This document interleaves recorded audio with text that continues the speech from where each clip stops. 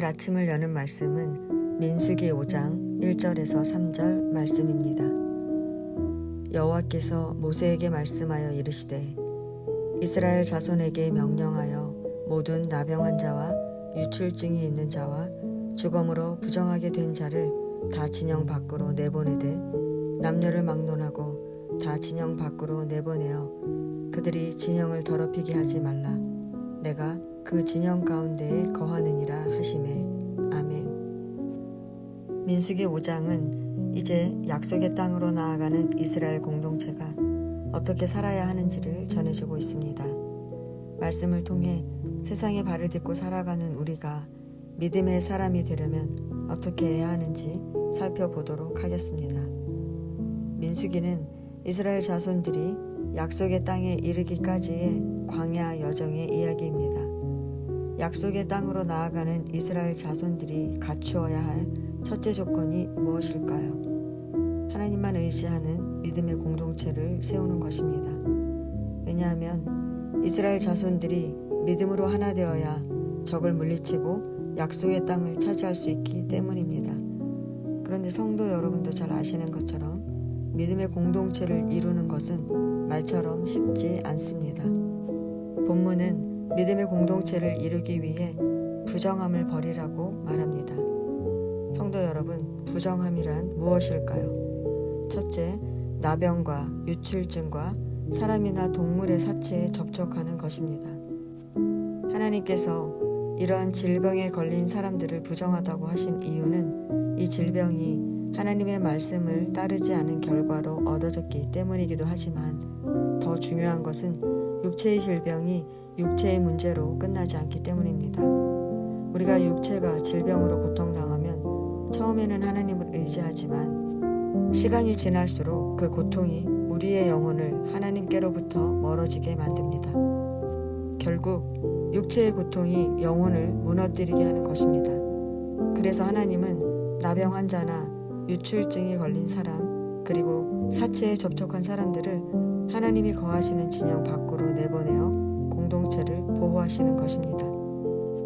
둘째, 부정함이란 사람들에게 죄를 짓는 것입니다.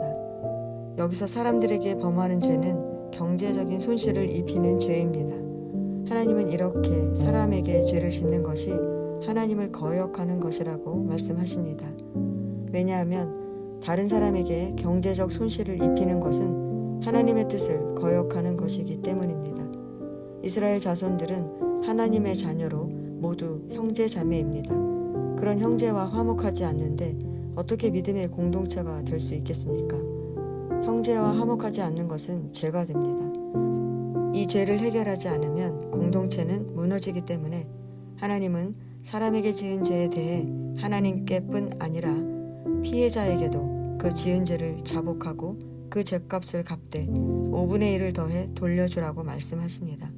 이렇게 하나님은 죄의 값을 치르고 공동체의 분열을 막는 것입니다. 셋째, 부정함이란 부부 사이에 생긴 의심입니다. 아내가 간음한 것으로 의심될 때 남편은 그 아내를 제사장에게로 데리고 가서 죄악을 기억나게 하는 소재를 드립니다. 제사장은 저주가 되게 할 쓴물을 들고 여인에게 내가 다른 남자와 동침하지 않았으면 저주에서 풀리게 되고 만일 다른 남자와 동침했을 경우 저주의 물이 몸에 들어가 내 넓적다리가 마르고 배가 붓게 할 것이다 라고 저주의 맹세를 하게 하고 마시게 합니다. 성도 여러분, 부부 사이에 생긴 의심이 부정한 이유는 부부 사이에 신뢰가 무너지면 가정이 설 수 없기 때문입니다.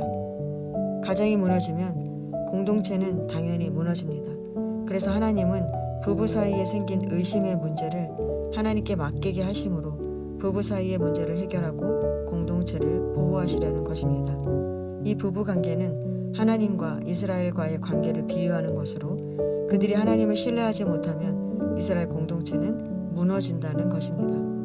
성도 여러분, 이 세 가지 부정함의 공통점은 무엇입니까? 하나님의 말씀을 거역한다는 것입니다. 즉, 부정함이란 깨끗하지 못한 차원을 넘어 하나님의 말씀을 거역하는 것이라는 것입니다. 다시 말해, 우리가 세상의 방법과 가치관을 따라 사는 것이 부정한 것이라는 것입니다. 그런데 세상의 발을 딛고 사는 우리가 어떻게 세상의 방법과 가치관을 따르지 않을 수 있겠습니까? 어떻게 우리의 이 부정함을 정결하게 할 수 있겠습니까? 우리는 할 수 없습니다. 그러나 본문 3절은 하나님께서 이스라엘 진영 가운데 거하신다고 말씀하십니다. 여기서 거하신다는 것은 하나님께서 우리와 함께 사신다는 것입니다. 이렇게 우리는 우리 가운데 함께 하시는 하나님을 의지해야만 정결해질 수 있는 것입니다. 이스라엘 진영 가운데 회막을 세우신 하나님의 뜻이 바로 우리와 늘 함께 하시는 하나님을 의식하라는 거 아닐까요? 그 하나님을 바라보며 의지할 때 비로소 우리는 부정을 씻고 정결하게 되는 것입니다. 이스라엘 자손들이 함께 하시는 하나님을 곁에 두고도 하나님의 말씀을 거역하여 부정하면 진영 밖으로 격리되었지만 역으로 생각하면 그들이 늘 함께 하시는 하나님을 의식할 수만 있었다면 그들은 정결했다는 것입니다. 성도 여러분, 이스라엘 자손들이 진영 안에 있다고 저절로 정결해지지 않았습니다. 우리가 예배의 자리에 서고 하나님의 말씀을 듣는 것도 중요하지만 더 중요한 것은 그 하나님이 실제 우리 삶 가운데 나와 함께 사시는 분이라는 것을 믿고 의지하는 것입니다. 그것이 우리가 정결하게 되는 길입니다. 오늘도 하나님을 의식하고 의지하면서 하나님의 자녀로 정결하게 살아가시는 저와 여러분 되시기를 축원합니다.